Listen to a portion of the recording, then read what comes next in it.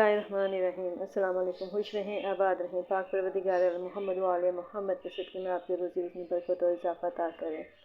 आज जो मैं वीडियो आपसे शेयर करने ली वो है माश की दाल के दही बड़े। माश की दाल के दही बड़े बनाने के लिए मैंने पहले रात भर को दाल को भिगो के रख दिया था। तकरीबन 1 पाव के करीब दाल थी और उसको मैंने ओवरनाइट भिगो दिया था। फिर मैंने उसको अच्छे तरीके से धोने के बाद दोबारा से उसको अच्छे तरीके से ग्राइंड कर लिया है। और ग्राइंड होने के बाद ये देखें, ये वाली शक्ल आ गई है। इतनी फ्लफ़ी सी ये हमारी दाल जो है वो तैयार है। इसमें कोई भी दाना नहीं है और इसमें मैंने अपने टेस्ट के मुताबिक जो है नमक शामिल किया था।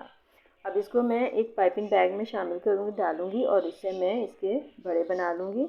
आप चाहें तो छोटे बना लें बड़े, या चाहें तो बड़े बना लें। तो मैं यहाँ पे ये दरमियाने साइज़ के ही बनाऊँगी, ज़्यादा बड़े और ज़्यादा छोटे नहीं बनाऊँगी। मैंने एक पाइपिंग बैग ले लिया, उसके अंदर अब मैं ये ग्लास के अंदर मैंने इसको रख दिया था। अब इसमें मैं सारा बैटर जो है जितने मुझे रिक्वायर्ड है उतना मैं इसमें डालती जाऊंगी। और फिर मैं इसके ऑयल मैंने गर्म होने के लिए रख दिया है। यहाँ ऑयल मैंने गर्म होने के लिए देखें रखा हुआ है और ये अच्छे तरीके से ऑयल जो है हमारा गर्म होना चाहिए। यहाँ ऑयल मैंने गर्म होने के लिए देखें रखा हुआ है और ये अच्छे तरीके से ऑयल जो है हमारा गर्म होना चाहिए। हमारा अच्छे तरीके से गर्म हो गया है। अब मैं इसमें बड़े बनाने के लिए डालती जाऊंगी। ये देखें,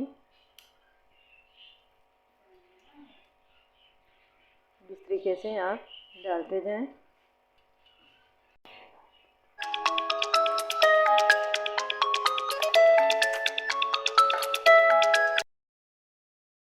लेकिन गाइस यहाँ पे हमने एक तरफ से कलर इसका आ गया था। अब दूसरी साइड में इसका कलर भी देखें दे रहे हैं। कलर हम ज़्यादा नहीं देंगे, लाइट ब्राउन कलर ही हम रखेंगे इसका। और फिर अब इनको हम निकालेंगे। इसमें हमने कोई और चीज़ नहीं शामिल की, सिर्फ हमने इसमें नमक ऐड किया है। इसमें बेकिंग पाउडर या फिर बेकिंग सोडा वगैरह कुछ भी हमने ऐड नहीं किया है, बल्कि इसको हमने जब ग्राइंड कर लिया तो इसको हमने अच्छे तरीके से बीट किया था हाथ से, ताकि ये फ्लफ़ी सा हो जाए और ये बहुत सॉफ्ट से हमारे ये बड़े जो हैं वो तैयार हो रहे हैं। ये देखें गाइस, हमने पूरी तमाम दाल के ये जो हैं बड़े तैयार कर लिए हैं और ये इस तरीके से ये देखें बहुत ज़बरदस्त कलर आ रहा है इनका भी रुख चेंज कर लेते हैं। यहाँ मैंने 1 किलो दही ले लिया है। दही में मैं अब चीनी शामिल करने लगी हूँ और चीनी के अलावा मैं इसमें और कोई चीज़ शामिल नहीं करूँगी। और चीनी इसमें मकदार जो है मैं ज़्यादा रखूँगी, क्योंकि मुझे मीठी ये दही फुल्कियाँ जो हैं वो तैयार करनी है। तो यहाँ पे मैंने 2 से ढाई चम्मच जो है ना ये भर के चीनी के शामिल कर लिए हैं। दही खूब जो है वो मीठा होना चाहिए। दही हमारा बहुत अच्छे तरीके से जमा हुआ था। ये हमने घर में दही जमाया था। दूध 1.5 किलो दूध था हमारा, तो उसको हमने जमा लिया था। तो ये 1 किलो जो है वो दही है हमारा।